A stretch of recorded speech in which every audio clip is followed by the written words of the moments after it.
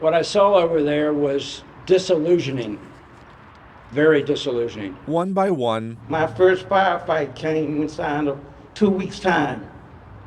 Got wounded several times. and story by story. We were proud to have served. We did a lot to take care of those who could not care for themselves. Vietnam veterans share their memories at the Virginia War Memorial Friday during a ceremony honoring those who served. It was an experience of a lifetime, and I made many of friends there in Vietnam.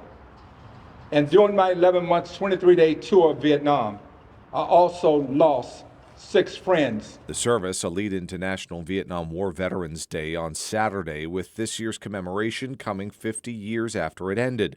The nearly 20-year war killed over 58,000 Americans and over 1,400 Virginians, whose names are etched into the memorial's Shrine of Memory. Robert Roy Greenwood. 45 Virginians were also unaccounted for from the war, Charles Carroll Parrish. and their names were written inside the memorial and read out during the service. When you remember, you do two things simultaneously. You remember who came before you, and you experience belonging.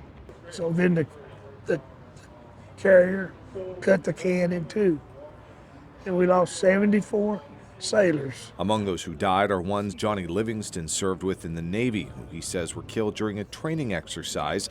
Livingston says he came to pay his respects and hopes future generations will be taught about what they went through. So I think they ought to pay more attention to the people that keep this country afloat. Some veterans also spoke of the treatment they received from protesters when returning home.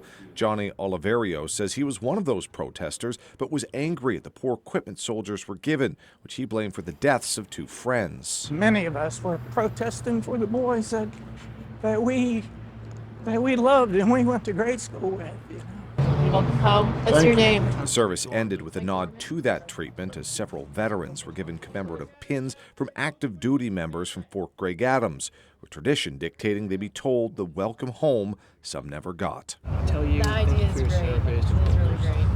Thank you for yours today.